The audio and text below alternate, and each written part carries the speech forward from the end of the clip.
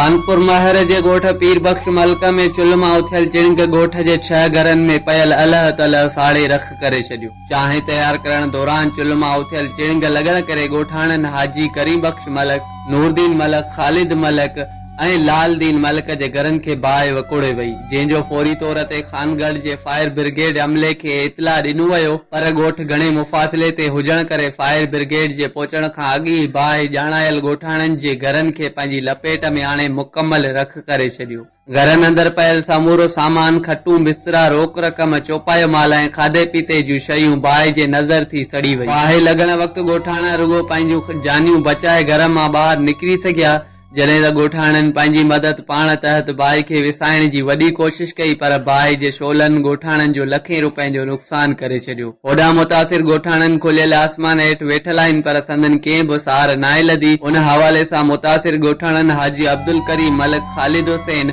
ऐं ॿियनि वस वारनि खां मुतालबो कयो आहे त असांजी सार लधी वञे, जीअं बचड़नि जो अजो ठाहे सघूं।